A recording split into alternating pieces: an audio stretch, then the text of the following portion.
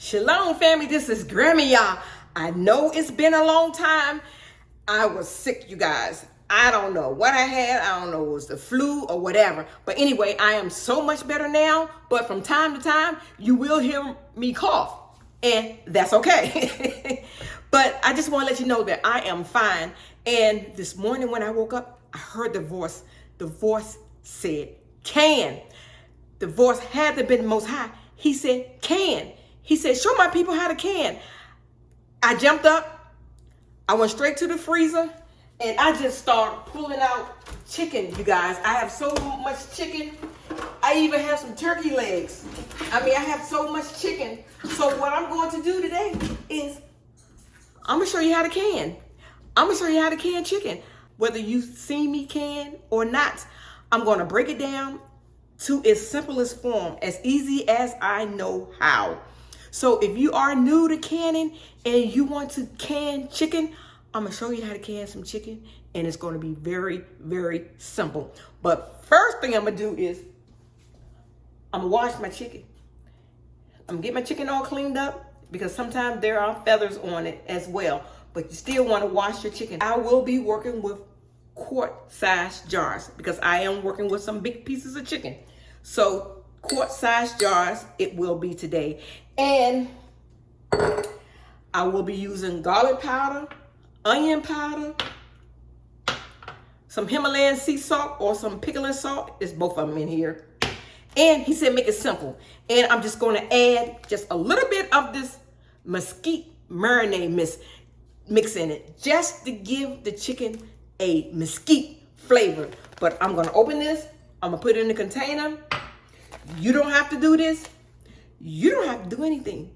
You can just put it in a jar and you can season it later. But I'm going to season it now because you never know where we may be, and you may not have any seasonings if you have to snatch your jars and run. I don't know. So with everything going on in the world today, if you got some canning jars and they're empty and you got some food in your freezer or in your garden, put it in a jar. Now, I believe this is, I'm not trying to scare nobody. I'm not trying to fear monger, but we got to put it in a jar now, family, because we don't know what's going to happen. We don't know what's going to happen tomorrow. It's so much stuff going on around the world right now. We just don't know what's going to happen. So as far as our food, we don't know the electricity going to go out. You may have a generator, you may not, whatever. But I wouldn't even worry about that because if it's in the jar, you don't have to worry about a generator. And you don't have to worry about the neighbors hearing your gas generator and hearing that they know you got food going on over there. And let's say if the sun don't shine and you got a solar one, right? You still SOL because now the sun don't shine, now you don't have no power. So do it now while you can. Put it in a jar. You don't need no heat. You don't need no sun. You don't need no gas. Once it's in the jar, you can pop that bad boy open and eat right out of the jar. All right, family, my chicken is all clean and defeathered. But what I forgot to tell you about my quart-sized jars is I just washed them. That's all I did. No need to sterilize. You don't have to sterilize your jars. Just wash them. And today with my chicken, it's called raw packed chicken because I am not pre-cooking my chicken beforehand or anything. I'm just cutting up my chicken and throwing it in the jar. And today I'm working with the legs and thighs combined and chicken breast. And so let me show you how I cut up my chicken breast to get it in the jar. So what I do is I just go down the middle. That's it. And then I just go and make chunks. Chunk size pieces. You know, that'd be easy to eat. So let's do it again. Just chunks. Okay? And we will not be removing any fat from our chicken. These are the legs and thighs combo. We need the skin on here, you guys, because we're not adding any liquid So we are relying on our chicken fat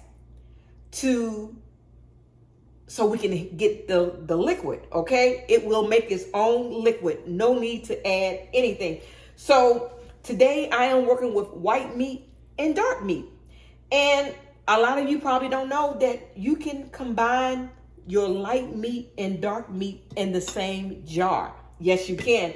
So I'm going to combine this leg and this thigh, and I'm going to add my chicken breast in there as well.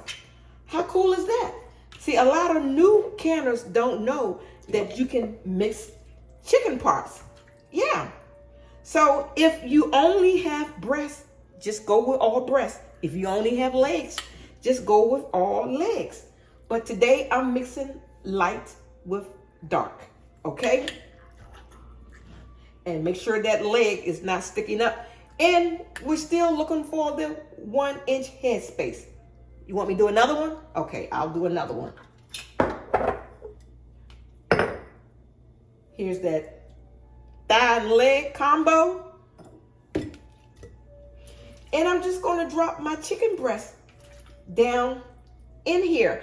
I like mixing them together because a lot of times the breast doesn't have a lot of fat and the legs and the thighs do. And so it will give me an adequate amount of liquid. Okay? There you go.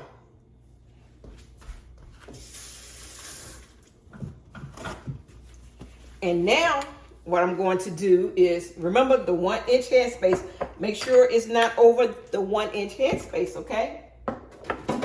Now what I'm going to do is I poured a packet of the Mesquite marinade mix in a jar, you guys.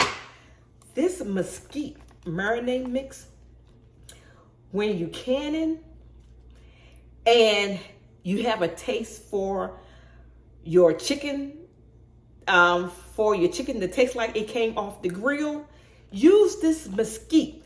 This Mesquite right here will make it seem like your chicken came off the grill, okay? And so I will be using 1 teaspoon in each jar.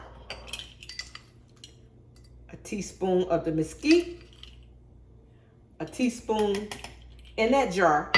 And this is optional, but this is going to take it to another level. Or you can just go just straight meat, and then you can add your seasonings at the end. But why do that when everything is right here in front of you? So I'm adding some garlic powder. I'm adding some onion powder. All this is a teaspoon, you guys. And I'm adding some Himalayan pink sea salt. Everything's a teaspoon, okay? But yeah, so I like to add my seasonings because what if something hit the fan? What if stuff hit the fan? And you got to go and grab a jar. I mean, you'll be glad that you got a jar, but wouldn't it be nice if it's nice and seasoned? Okay, now we're taking our vinegar because we're working with chicken and we're working with seasonings. We need to make sure we wipe around our rims for no debris, no chicken grease, because chicken is greasy, okay? We're gonna do it again. Clean around our rims real good with our vinegar, because vinegar cuts grease, and some seasonings could have got on it as well, family. So here we go. So now I'm gonna put my top on. No need to add liquids. Like I said, it's gonna make its own liquid. Put the top on, fingertip tight. You can put the lid and the rim on like this. Fingertip tight. So what I'm going to do is I'm going to continue up on filling up my jars, you guys. Here we go. Here we go. And I will bring you back. All right, family, I am working with a Presto 23 quart canner. My canner can hold 7 quart-sized jars and between 18 to 20 pint-sized jars. depending on what shape they are. My water is cold. My chicken is cold. So when you have cold product, you want cold water.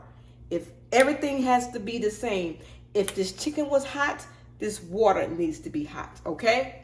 So you guys, I have many videos on canning. So take a look to see if there's something that you're looking for, because I've made a lot of them. And if you see something that you're interested in that I did not can, just leave it in the comment box, okay? So now I have my 7 quart jars in here, and I'm going to add about 2 tablespoons of vinegar. You want to add the vinegar to your water to keep your jars from coming out cloudy, because if you don't add vinegar to your water and you have hard water, your jars will come out extremely cloudy and you will have to scrub it off. Okay, I'm still just a little under the weather, but I'm pushing through, you guys. So so now I have my canner loaded. I'm gonna put my top on it and I'm gonna close my top, okay? Make sure that your canner is in the middle of your eye, okay? So now I will be turning my canner on high. So now, once my canner build up steam, this little vent pipe right here will start to shoot steam. Once this vent pipe starts to shoot steam steadily for 10 minutes, it has to shoot steam for 10 minutes steady, and I will bring you back. All right, family, it's been 10 minutes since my vent pipe has been shooting steam steady. Now I have to wait until my gauge come up to 10. For my elevation, I need 10 pounds of pressure. If you do not know your elevation, just Google it. All right, family, I am at 10 pounds of pressure. Now I will dial my heat back just a tad. I will set my timer for 90 minutes because I am working with quart-sized jars and I am processing chicken. After 90 minutes, you guys, after your timer goes off, you will turn off your heat. Once you turn off your heat, your pressure canner will come down from pressure, and once your canner is safely open, that button right there will drop. And once it drops, let it sit there about 10 minutes before you open your canner. If you are new to canning, you will need a debubbler, you will need a ladle, a funnel, and a jar lifter. Those are the 4 essential things that you would need in canning. Alrighty, family, my canner has come down from pressure. It's been sitting here probably about 20 minutes because I was doing other things. Now it's the time that you take off the weight regulator. This is the only time that you will take it off, okay? Take off the weight regulator. That button has dropped. And now we're gonna open this canner.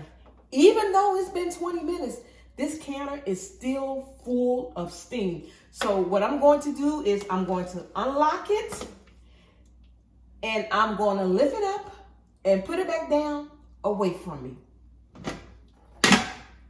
to release some of that steam. Oh my goodness, you guys, this chicken smells delectable.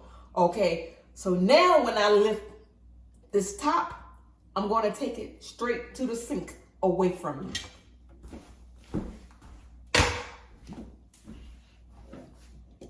Oh my word, it smells so good.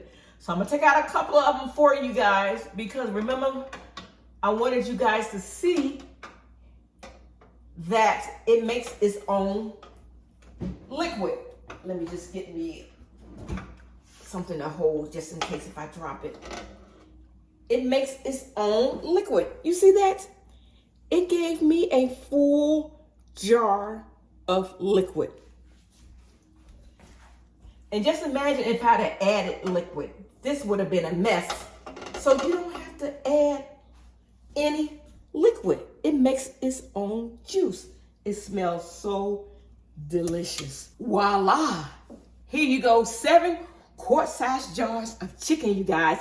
I did hear a couple of them already seal. That popping sound, that is music to our ears. So, excuse me. So I'm just gonna let this sit here overnight, okay? Do not touch it, don't move it, don't do anything. So when the morning comes, I will take off my rims, okay? Take off my rims. I'll check to make sure all of them have sealed. If you run across one that didn't seal, you can put it in the refrigerator and have it for dinner. So if all of them sealed, run you some dishwater and you need to wash down your jars. Once you wash down your jars, you can wash it with soapy water. Then you're going to put a label, or you're going to write on it to let you know what it is. And you're going to put the date, and then you're going to store it in a cool, dry place. How cool is that? You can do it. It is so easy. So check out my other videos, you guys, and make sure you hit that notification bell, because when I upload more videos, you will be the first to know. I love you guys. Y'all know I do. But guess what? I love the Most High more. Shalom.